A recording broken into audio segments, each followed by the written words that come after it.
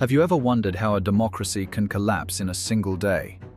How a president, elected by millions, can be bombed in his own palace? And how the fate of an entire nation can be rewritten by shadows moving behind the curtain of power? This is Hidden in History, where shadows still speak. Today we reveal one of the most dramatic and violent days of the 20th century. The overthrow of Salvador Allende in Chile. Before we begin, subscribe to the channel so you won't miss the untold stories that shaped our world. What happened in Chile on September 11, 1973, was not only a coup. It was a turning point. A day when ideals clashed with fear, when foreign hands shaped national destiny, and when democracy itself was set ablaze.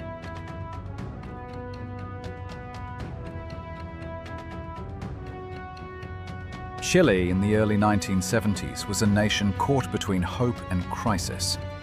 Salvador Allende, a physician, Marxist, and visionary, had been elected president in 1970.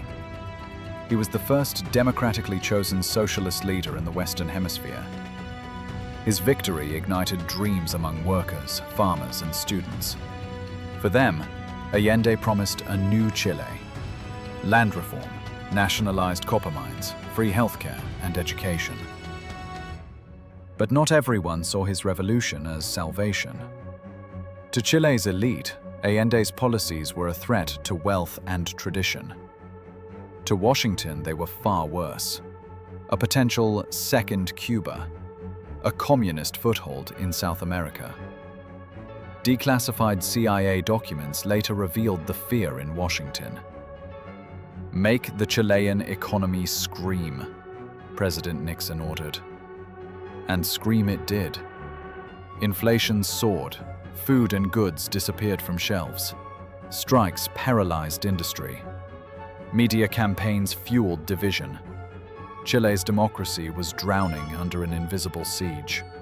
Its economy squeezed, its politics poisoned, its society fractured. The storm was gathering.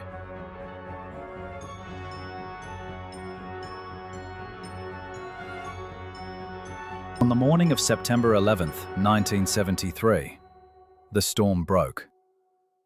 At dawn, tanks rolled into Santiago. Soldiers surrounded government buildings. The Navy occupied Valparaiso. The Air Force prepared its planes. A military communique crackled through the radios. The armed forces had taken control. In the presidential palace, La Moneda, Salvador Allende gathered his closest allies. He refused to surrender. He refused to flee. On his desk lay an AK-47, a gift from Fidel Castro. The weapon was both symbol and oath. Allende would fight to the end. Outside, chaos engulfed the city. Soldiers seized radio stations, silenced journalists, and arrested union leaders. Workers tried to resist, but were outgunned. The streets echoed with gunfire, boots, and shouts. Then the sky itself turned hostile. Chilean Hawker Hunter jets screamed overhead, diving toward La Moneda. Bombs exploded against the palace walls. Fire and smoke consumed the air. The presidential guards fought bravely, but they were hopelessly outnumbered.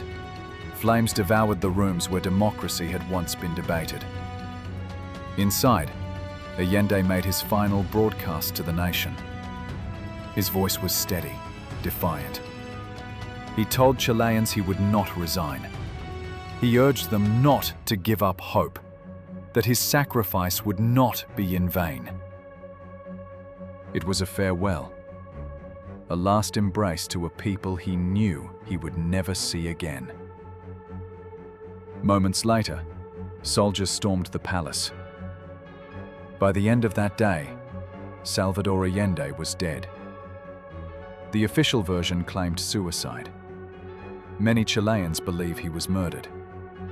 To this day, the exact details remain shrouded in smoke and silence.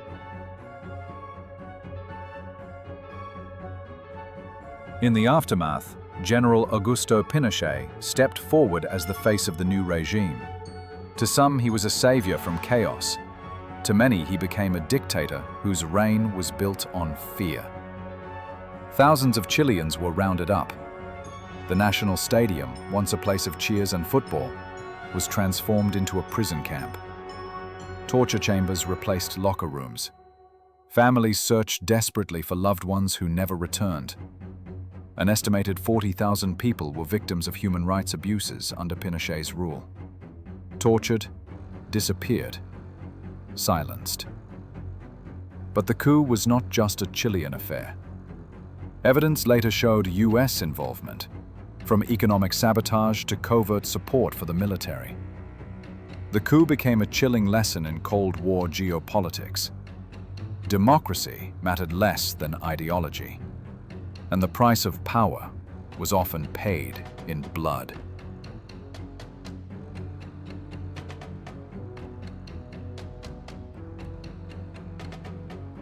What did the overthrow of Allende mean?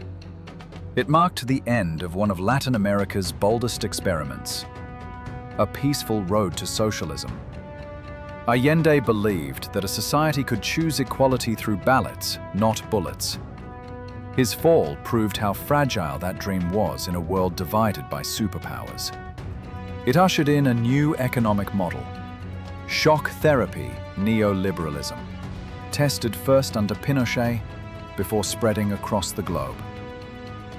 While some celebrated Chile's eventual growth, others paid with hunger, poverty, and broken lives. It left scars that remain to this day. Families still search for the disappeared. Streets still carry the names of victims.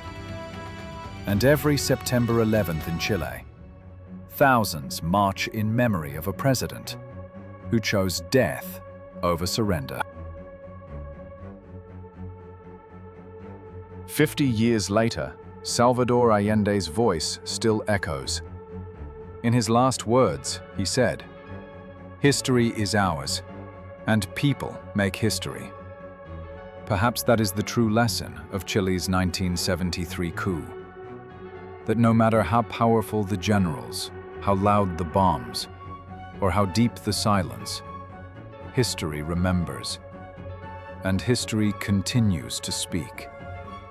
Hidden, but never forgotten.